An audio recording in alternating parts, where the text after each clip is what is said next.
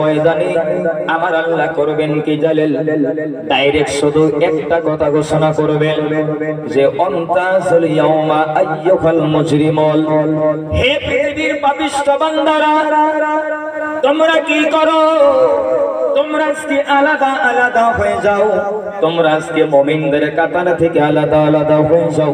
ভাইরা আমার, বন্ধুরা আমার, সোনারা, এর ব্যাখ্যাতে বন্ধ তাফসীর খুলবেন বেরিয়ে যাবে, ইবনে কাসির খুলেন বেরিয়ে যাবে, তাফসীরে ইবনে আব্বাস খুলেন বেরিয়ে যাবে, তাফসীরে ফাতহুল মাজিদ খুলেন বেরিয়ে যাবে।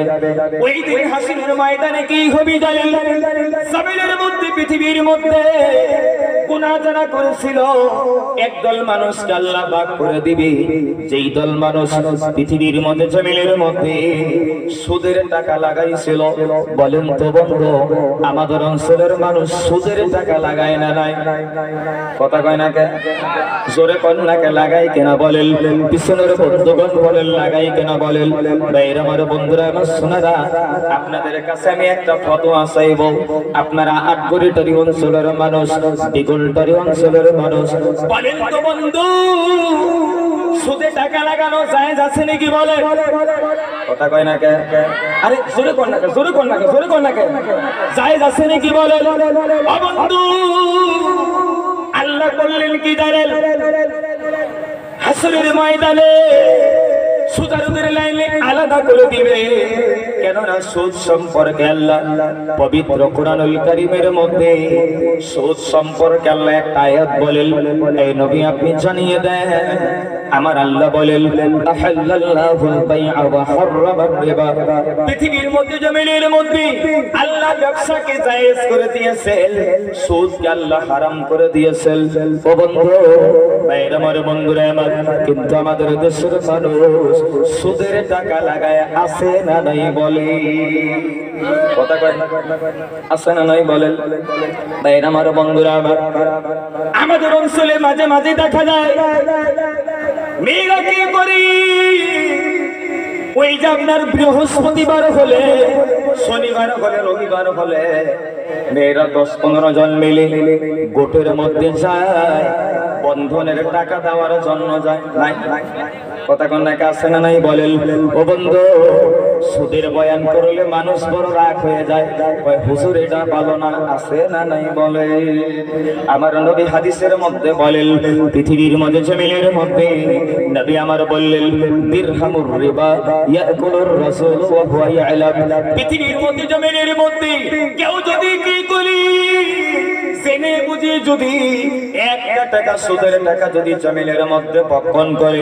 নবী আমার বলেন পর পর পর পর করে এই জমিনের মধ্যে 36 জন ওয়াসিরাকি নারীর সঙ্গে জিনা করলে যেই গুনাহ হয়, একটা টাকা সুদের টাকা বক্ষণ করলে আল্লাহ তার আমল নামে অত গুনাহ লিখে দেয়। তাহলে চিন্তা করেন সুদ কত বড় ভয়ঙ্কর বস্তু। তাহলে আজকে থেকে নিয়ত করব, কোরআনের ময়দানে আসলাম, এই মজলিসে এসে আজকে থেকে নিয়ত করব, জমিনে যতদিন বাঁচবো কোনদিন আমরা সুদের টাকা লাগাবো না। লাগাবেন না ইনশাআল্লাহ? কথা কয় না কে? হাত তুলেন তো বন্ধু, কে কে লাগাবেন না? হাত তুলেন, তুমি লাগাই। নারে তাকবীর! হয় না আমার সাথে তুমি লাগাই, নারে তাকবীর!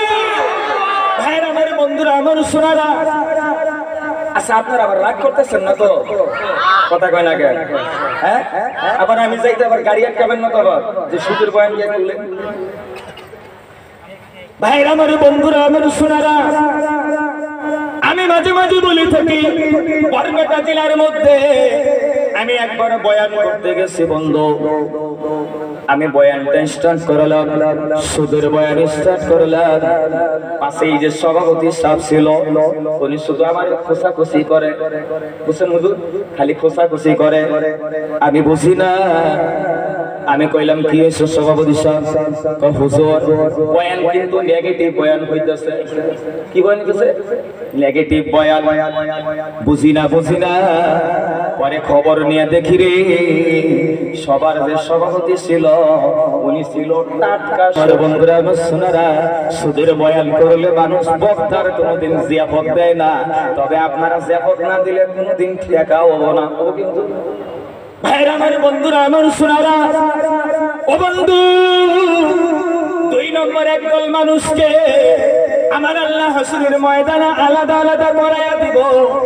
দুই নম্বরটা না কই কথা ভালো হয়নি না কমু কথা কয় না কে আরে কথা কই না কে আমরা মনে কি বলেন ও বন্ধু একদল মানুষ ঘুষের টাকা খায় আছে না নাই কোন জোরে কোন না কে যারা নেতা নেতা আছেন তারা আবার যেন খারাপ পান্না বন্ধ গল একদল মানুষ ঘুষ খায় আছে না নাই বলেন ভাইরা আমার বন্ধুরা আমার শোনারা মিথ্যা বলবো না।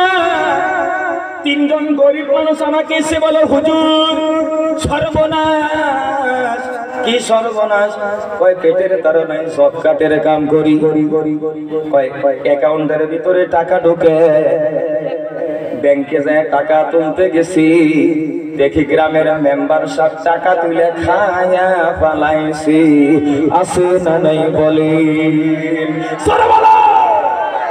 ভাইরা আমার বন্ধুরা আমার শোনারা জেনে রেখে দিবি আগের জামানায় আমরা গল্প শুনছি মায়ের কাছে শুনছি বাবার কাছে শুনছি আগের জামানার মানুষ ভাত পায় নাই কলার গাছের মোটা খাইছে আছে না নাই খাইছে না নাই বলেন কিন্তু তাই বলে শুনি নাই যে মানুষ মাটি খাইছে কিন্তু বর্তমান জামানায় এমন নেতা আছে রে বাবা মাটিও খায় রাস্তা খায় তিরিশ খায় রড খায় পালা খায় মাঝে মাঝে সিমেন্টও খায় আছে না নাই ভাইরা আমার বন্ধুরা আমার শোনারা হাসরের ময়দানে আল্লাহ ঘোষণাদের লাইন আলাদা করে দিবে কিন্তু হাত তুলি কোন হাত তুলি কত লাগাই নারে তাকবীর জান্নাত সবাই চায় জান্নাত আছে জোরে কোন না বিশ্বনাথ মাসে জান্নাত চান না আচ্ছা কোন আচ্ছা আপনারা কি নাক করতেছেন গাড়িটা গিয়ার ফেলাবার দিবেন কি নাকি ভাইরা আমার বন্ধুরা আমার আপনাদের একটা প্রশ্ন করব জান্নাত যে যাবেন কোন কোন নামাজ ছাড়া জান্নাত যাব নাকি কোন কথা কোন না কে যাব নাকি বলেন ও বন্ধু কিন্তু এখন যদি প্রশ্ন করা যায় আজকে ওয়াজ মাহফিলে আসেন কে কে ইশার নামাজ পড়ে আইছেন ঝামেলা বাজবো না আপনার এই কোন জান্নাত যাব না কিন্তু এখন আবার বলে ঝামেলা বাজবো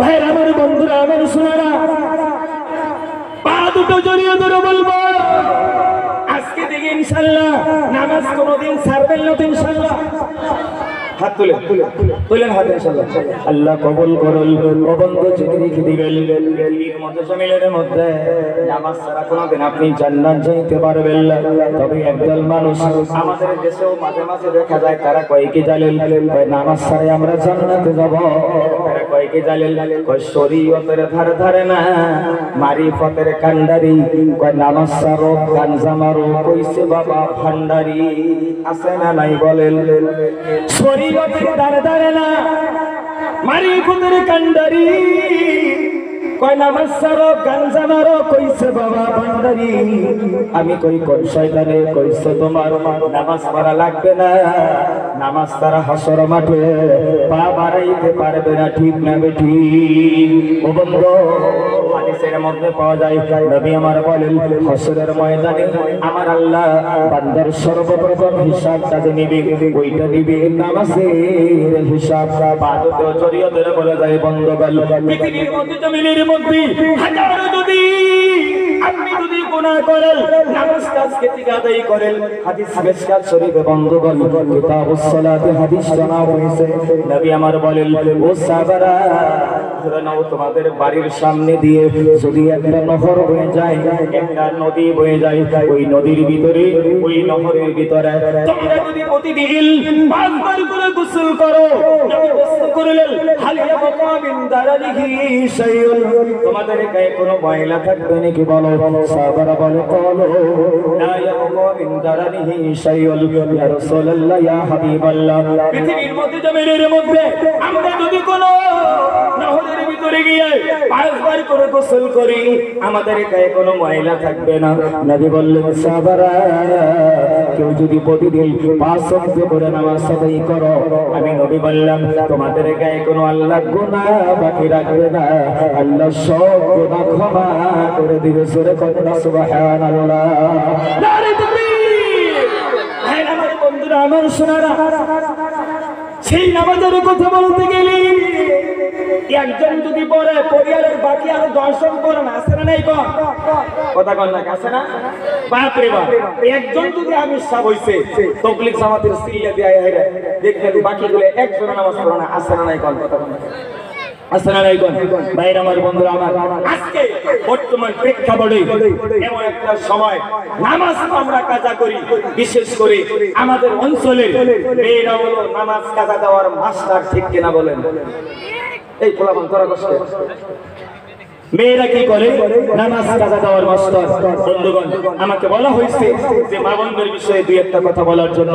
ভাইরা, আমার বন্ধুরা, আমার সোনারা, আজকে কি বলবো, মায়েরা নামাজ কেমন ভাবে কাজা করে দেখবেন।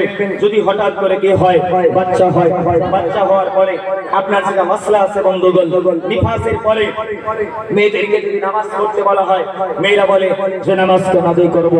বলে কিসের জন্য করবা না? যে তোমার আপনার কে কয়, স্বামীকে বলে যে বাচ্চা আছে, এই বাচ্চা কোলে নিয়ে কি, ছোট বাচ্চা নিয়ে কি নামাজ আদায় করা যায়?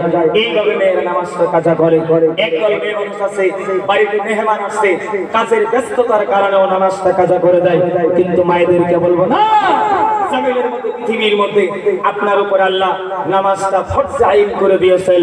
পর্দা করা আপনার জন্য যেরকম জরুরি, নামাজ আদায় করা তেমনি জরুরি। বন্ধুগণ, আমি অনুরোধ করবো আপনাদেরকে, যারা বিয়ে করেছেন, যাদের স্ত্রী আছে, গাড়ির কাগজটা হলো আপনার নামে, কথা হয় কিনা বলেন? আপনার স্ত্রী যদি নামাজ আদায় না করে, আপনি 5 ওয়াক্ত নামাজ আদায় না করলেও যতই করেন না কেন, বন্ধুগণ, হাসরের ময়দানে কিন্তু আল্লাহর সামনে গিয়ে আপনার স্ত্রীর জন্য, আপনার জন্য কাঠ করে দাঁড়াতে হবে। আমার রাসূল বলেন, আলা কুল্লুকুম রাইন ওয়া কুল্লুকুম মাসউলুন আন রাইয়াতিহি। পৃথিবীর মধ্যে প্রত্যেকটা মানুষ হলো দায়িত্বশীল। এই দায়িত্ব সম্পর্কে আল্লাহ কঠিন কিয়ামতের দিনে আপনাকে জিজ্ঞাসাবাদ করবে। তবে হ্যাঁ, আপনাদের কাছে আজকে আমি একটা গুরুত্বপূর্ণ নসিহত আপনাদের সামনে তুলে ধরবো। বন্ধুগণ, বর্তমান প্রেক্ষাপটে দেখবেন বন্ধুগণ, আমাদের দেশের অবস্থা এমন হয়ে গেছে বন্ধুগণ, পর্দা তো নাই, আমরা পুরুষ মানুষও পর্দাটা বুঝতে পারি না, ঠিক কিনা বলেন? আমাদের দেশের মধ্যে অনেক অনেক সময় দেখা যায় একজন আমরা আরেকজনের বাড়িতে যাই, কেমনে যাই ভাইরা? অনুমতি নেই না, আমরা একজন আরেকজনের বাড়িতে যাই, মেয়ে মানুষ আছে, পর্দা আছে কিনা আমরা দরজার গেটে গিয়ে অনুমতি নেওয়ার চেষ্টা করি না, ঠিক কিনা বলেন? ঠিক কিনা বলেন ভাইরা, আমার বন্ধুরা, আমি আপনাদের কাছে একটা গুরুত্বপূর্ণ কথা বলবো। আপনারা জানেন হযরত লোকমান আলাইহিস সালাম পৃথিবীর মধ্যে ওনার সন্তানদেরকে তাফসীরের কিতাবের মধ্যে পাওয়া যায় 4000 নসিহত করেছিলেন। বন্ধুগণ, তার মধ্যে সবথেকে 4টা নসিহত, গুরুত্বপূর্ণ নসিহত করেছিলেন। বন্ধুগণ, এই 4টা নসিহত আপনাদের সামনে আমি তুলে ধরি, আমি আলোচনা শেষের দিকে যাব। বন্ধুগণ, হযরত লোকমান আলাইহিস সালাম সর্বপ্রথম সেই নসিহতটা সন্তানের সামনে তুলে ধরেছিলেন। বন্ধুগণ, 1 নম্বরে তার ছেলেদেরকে বলেছিলেন, এই সন্তানেরা শোনো, বলে কি হযরত লোকমান বলেছিলেন, ইহফাজ আইনাকা ফি বুয়ুতিন নাস। তুমি যখন মানুষের বাড়িতে যাও, রাস্তাঘাটে যাও, বাজারে যাও, দোকানে যাও, খবরদার তোমার নিজের, তোমার নজরটাকে হেফাজত করবা। বলেন তো বন্ধুগণ, আজকে জমিনের মধ্যে আমরা নজর হেফাজত করতে পারি? কথা কয় না, কে পারেন? পারা যায় না। রাস্তা দিয়ে যাইতে যদি কোনো মেয়ে মানুষ দেখা যায়, হাই রে, অনেক যুবক ভাইরা বাপ রে বাপ, মেয়েটা দেখতে বড় কত সুন্দরী। অনেক যুবক ভাইরা দেখতে দেখতে দেখতে দেখতে বাইক দেখবেন একবার রাস্তার দোপায় নামায় দেয়, নিচে নামায় দেয়, ভাই কেনা বলেন, আসে কিনা বলেন? বন্ধুগণ, না, পৃথিবীর মধ্যে, জমিনের মধ্যে আপনার নজরটাকে, আপনার নজর হেফাজত করতে এটা আল্লাহ নির্দেশ দিয়েছেন। রাসূল হাদিসে পাকের ভিতরে বলেন, পৃথিবীর মধ্যে বন্ধুগণ, ভাইরা, আমার বন্ধুরা, আমার ছেলেরা, হযরত আলী রাদিয়াল্লাহু তাআলা বললেন, এই আলী জেনে রেখে দিও, একদল মানুষকে কঠিন কিয়ামতের দিনে আল্লাহ সীসা গলিয়ে গলিয়ে তাদের চোখের মধ্যে ঢেলে দেবে। হযরত আলী বললেন, ওগো নবী, সেই দল মানুষ কে হবে আপনি বলেন? বন্ধুগণ, জেনে রেখে দিবেন, নবী আমার হযরত আলীকে ডাক দিয়ে বললেন, পৃথিবীর মধ্যে, জমিনের মধ্যে ওই দল মানুষকে আমার আল্লাহ চোখের মধ্যে সীসা গলিয়ে গলিয়ে ঢেলে দেবে। জমিনের মধ্যে, পৃথিবীর মধ্যে যারা কি করবে, ওই যে নিজের নজরটাকে হেফাজত না করবে, রাস্তা দিয়ে যাইতে মেয়ে মানুষের দিকে বারবার বারবার বারবার করে যারা তাকায়, তাদেরকে আমার আল্লাহ হাসরের ময়দানে সীসা গলিয়ে গলিয়ে তাদের চোখের মধ্যে আল্লাহ ঢেলে দিবি। ও বন্ধু, এই জন্য তো বলবো জমিনের মধ্যে, পৃথিবীর মধ্যে আমরা নিজের নজরটা হেফাজত করব। করবেন তো ইনশাআল্লাহ? কথা কয় না, করবেন তো ইনশাআল্লাহ? নজর হেফাজত করব। কিন্তু রে বন্ধু, আজকের জামানায়, বর্তমান জামানায় দেখবে একদল পুরুষ মানুষ আছে বন্ধুগণ, নিজের বাড়ি থেকে অন্যর বাড়িতে যায়, নজর হেফাজত করে না, সালাম দেওয়া নাই, গেটের ভিতরে গিয়ে সালামটা দেয় না, ডাইরেক্ট গিয়ে দেখবেন বাড়ির মধ্যে ঢুকে পড়ে আসে নাই। বলেন আল্লাহ রাব্বুল আলামিন পবিত্র কোরআনুল কারীমের মধ্যে বলে, আই নবী আপনি গোটা পৃথিবীর মানুষকে জানিয়ে দেন, আল্লাহ বলেন ইয়া আইয়ুহাল্লাযীনা আমানু লা তাদখুলু বুয়ুতান গায়রা বুয়ুতিকুম। হে পৃথিবীর মুমিন বান্দারা, তোমরা শোনো, জমিনের মধ্যে, পৃথিবীর মধ্যে লা তাদখুলু বুয়ুতান, জমিনের মধ্যে, পৃথিবীর মধ্যে তোমরা প্রবেশ করিও না যেটা তোমার বাড়ি না, যেটা তোমার ঘর না, যেটা অন্যর বাড়ি। খবরদার খবরদার, হাত্তা তাস্তানিসু ওয়া তুসাল্লিমু আলা আহলিহা, সেই পর্যন্ত ওই বাড়িওয়ালার গেটে গিয়ে সেই পর্যন্ত তুমি কি করো না, সালামটা জানাও নাই, অনুমতি নাও নাই, কতক্ষণ পর্যন্ত তুমি মানুষের বাড়িতে কোনোদিন প্রবেশ করিও না। আমাদের দেশে বন্ধুগণ, আমরা কেমনে ঢুকি, বাড়ির বাইরে গিয়ে ভাবি কয়া ডাইরেক্ট করে ঢুকি, ঠিক কিনা বলেন? আছে কিনা বলেন? কথা বলে না? আপনার বাড়ির গেটে গিয়ে ভাবি বাড়িতে আছেন বা ভাই বাড়িতে আছেন, অনুমতি নাই, সালাম নাই, ডাইরেক্ট একবারে গিয়ে ডাইরেক্ট বাড়ির ভিতরে ঢুকে না। মায়েদেরকে বলবো, মা বোন, আপনাদের বাড়িতে কেউ যদি কোন পুরুষ মানুষ যদি বিনা অনুমতিতে ঢুকে, তাদের সাথে কোরআন বলেছে আপনি মিষ্টি ভাষায় তাদের সাথে কথা বলতে পারবেন না। কেননা একদল পুরুষ মানুষ আছে যাদের দিলের মধ্যে বেমার আল্লাহ সৃষ্টি করে দিয়েছেন। বেমার আছে, মহিলাদের কণ্ঠটা শুনলে তাদের দিলের মধ্যে কুতকুতি শুরু হয়ে যায়, ঠিক কিনা বলেন? আছে কিনা বলেন বন্ধুগণ? এই জন্য মায়েদেরকে বলবো, মা, কেউ যদি দরজার গেটে গিয়ে বিনা অনুমতিতে প্রবেশ করতে চায়, তাকে আপনি কঠোর ভাষায় কথা বলি, তাকে বাড়ি থেকে আপনি বের করে দেন। কেননা হযরত ওমর ফারুক রাদিয়াল্লাহু তাআলা আনহু তিনিও একদিন রাত্রিবেলা ডিউটি করতে গিয়ে একজন মহিলাকে দেখতে পেলেন, যেই মহিলাটা ঘরের ভিতরে বসে রাত্রিবেলা একটা আরবিতে গান গাচ্ছে, অর্থাৎ তিনার স্বামীটা বিদেশে গিয়েছে, স্বামীটা বাড়িতে নাই।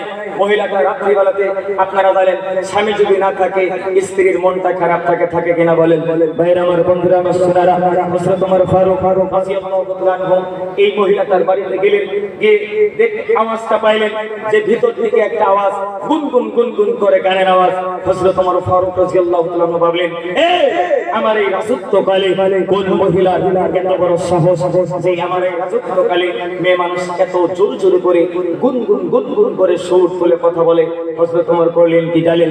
ভাইরা আমার, বন্ধুরা আমার, কিতাবের ভিতরে স্পষ্ট পাওয়া যায় হযরত ওমর ফারুক রাদিয়াল্লাহু তাআলা আনহু এই বাড়িটার পিছন দিক দিয়ে, পিছনের দরজা দিয়ে ঢুকলেন, খেজুরের পাতা দিয়ে আপনার কি কয় বেড়া ছিল, সেটা ফাটিয়ে হযরত ওমর ভিতরে ঢুকলেন। ঢোকার সঙ্গে সঙ্গে মহিলাটা দেখে চমকে উঠলেন, কে আপনি? কে? বলেন হযরত ওমর। মহিলাটা চমকে উঠলেন, কি হয়েছে? হযরত ওমর বললেন যে তোমার এত বড় সাহস, আমার এই রাজত্বকালে, আমার এই রাজত্বকালে, আমার খেলাফতের সময় তোমার এত বড় সাহস, তুমি এত জোরে জোরে কেন কথা বলছো বলো? মহিলাটা চমকে উঠে বললেন, অন্যায় হয়ে গেছে আমিরুল মুমিনিন, খলিফাতুল মুসলিমিন, আমার ভুল হয়ে গেছে। কিন্তু মহিলাটা ভয় খেয়ে বললেন, আমিরুল মুমিনিন, আমি একটা অন্যায় করেছি, কিন্তু আপনি একাধিক অন্যায় আমার সাথে করলেন, আপনি তো আমার থেকে বেশি অন্যায় করলেন। মহিলাটা এই কথা বলার সঙ্গে সঙ্গে হযরত ওমর ফারুক রাদিয়াল্লাহু তাআলা বলেন, মহিলা কি বল, আমি কি অন্যায় করলাম? মহিলাটা ডাক দিয়ে বলে, আমিরুল মুমিনিন, আপনি আমার কাছে কয়েকটা অন্যায় করছেন। বলে, এক নম্বর অন্যায় হলো, আপনি তো জানেন আমার নবী বলছেন, আল্লাহর কোরআনের বিধান, কারো বাড়িতে ঢুকতে গেলে বাড়ির গেট দিয়ে ঢুকবেন, বাড়ির পিছন দিয়ে আপনার ঢোকার অনুমতি নাই। মেয়েটা দেখতে বলে, আমিরুল মুমিনিন, আপনি আমার বাড়িতে ঢুকলেন, আমার বাড়ি আপনি বাড়ির গেট দিয়ে ঢুকলেন না, বাড়ির পিছন দিক দিয়ে ঢুকলেন। বলেন আমিরুল মুমিনিন, কিসের জন্য আপনি ঢুকলেন?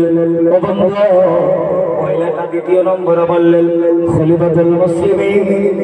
আপনি তো জানেন আল্লাহর কোরআনের বিধান, আল্লাহ তো বলছেন বাড়ির দরজার গেটে গিয়ে যেই পর্যন্ত ওই বাড়িওয়ালাকে সালামটা জানানো হয় নাই, অনুমতি নেওয়া হয় নাই, ততক্ষণ পর্যন্ত ওই বাড়িতে ঢোকা নিষেধ। আপনি যে ঢুকলেন, আমার কাছে আপনি সালামটা জানান নাই। আমি আপনাদেরকে শুধু একটা কথা বলতে চাই, ভাইদেরকে বলবো না, বলবো পুরুষ ভাইদেরকে বলবো, যুবক ভাইদেরকে বলবো, আমি করবো না। পৃথিবীর মধ্যে জমিনের মধ্যে কারো বাড়িতে যদি আপনি ঢুকেন, সেই পর্যন্ত আপনি সালামটা দিবেন না। ইসলাম আপনাকে পারমিশন দেয় নাই যে তার বাড়িতে আপনি ঢুকতে পারবেন।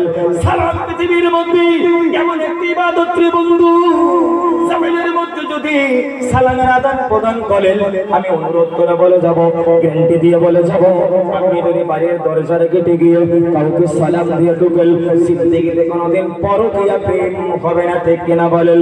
আজকে বন্ধুরে একজন আরেকজনের সঙ্গে বন্ধু পৃথিবীর মধ্যে দেখবেন নডর বডর শুরু হয়ে যায়। কেন? এর কারণটা হলো মানুষের বাড়িতে ডাইরেক্ট আমরা ঢুকি, সালাম না দিয়ে বন্ধুগণ অনুমতি না নিয়ে আমরা ঢুকে যাই। মায়েরা, আমার বন্ধুরা, মায়েদেরকে জন্য বলবো, মায়েরা খবরদার, খবরদার, অন্য পুরুষ আপনার বাড়িতে বিনা অনুমতিতে প্রবেশ করতে পারে না। ইনশাআল্লাহ আমরা কারো বাড়িতে সালাম দেওয়া আমরা কোনোদিন প্রবেশ করব না, ইনশাআল্লাহ। কথা কয় না কেন? ইনশাআল্লাহ হাত তুলে বন্ধুগণ, সালাম যে পর্যন্ত মানুষের বাড়ির দরজার গেটে দেব না, আল্লাহর কোরআনের বিধান। আল্লাহ বলে, ইয়া আইয়ুহাল্লাযীনা আমানু লা তাদখুলু বুয়ুতান গায়রা বুয়ুতিকুম হাত্তা তাস্তানিসু ওয়া তুসাল্লিমু আলা আহলিহা। হে পৃথিবীর ইমানদার বান্দারা, তোমরা অন্য বাড়িতে প্রবেশ করিও না যতক্ষণ পর্যন্ত তোমরা বাড়ির দরজার গেটে গিয়ে তোমরা অনুমতি নাও নাই, সালাম দাও নাই, অতক্ষণ পর্যন্ত মানুষের বাড়িতে প্রবেশ করিও না। ইনশাআল্লাহ আমি অনুরোধ করব বন্ধুগণ, সেই পর্যন্ত মানুষের বাড়িতে আমরা সালাম দিব না, অতক্ষণ পর্যন্ত আমরা বাড়িতে ঢুকবো না। ইনশাআল্লাহ রাজি আছেন? ইনশাআল্লাহ কথা কয় নাকি? রাজি আছেন ইনশাআল্লাহ?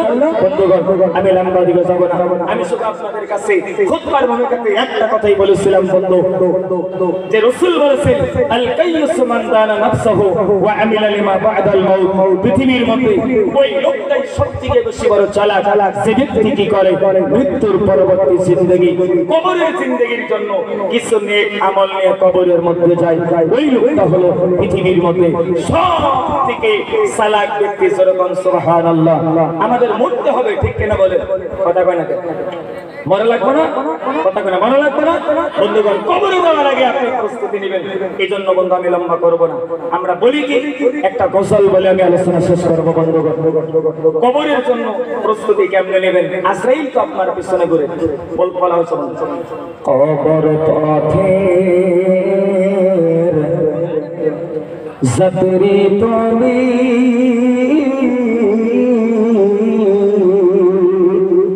কয়দিন থাকবা দুনিয়া,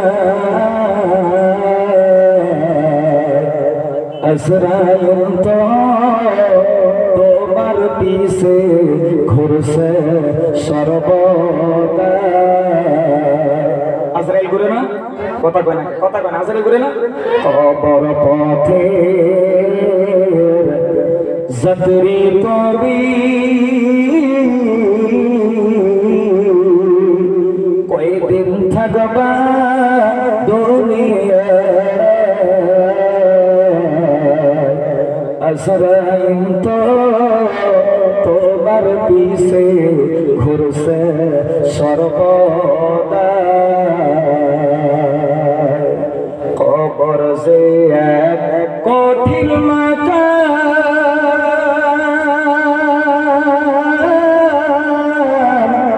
পড়বে ধরা পাপী সংসাতুরি করার মতো, সংসাতুরি করার মতো জায়গা সে তো আজরাইল তো তোমার পিছে ঘুরছে সর্বদা। নারে তাকবীর, জোরে তাকবীর, লিল্লাহি তাকবীর। ভাইরা আমার বন্ধুরা, আমার সোনারা, অনুরোধ করো যারা আপনারা বাইরে আছেন দয়া করে প্যান্ডেলে ঢুকেন। আমার বন্ধু হযরত মাওলানা হাফেজ কারি ইদ্রিস আলী সাহেব দামাত বরকাতুল আলী, আমি একটা কথা বলে যাই বন্ধুগণ, যে যে আলোচক আজকে আপনাদের অঞ্চলে বা আমাদের অঞ্চলে আসছে ইনশাআল্লাহ, আমি অনুরোধ করব ওনার আলোচনাটা আপনারা খুব মানে নিস্তব্ধভাবে সুন্দর করে বসে শ্রবণ করবেন, তারপরে রেজাল্ট ইনশাআল্লাহ পাবেন বলে আমি আশা রাখি। আমি আমার আলোচনা, সংক্ষিপ্ত আলোচনা এখানে শেষ করলাম। আসসালামু আলাইকুম। ইসলাম জিন্দাবাদ।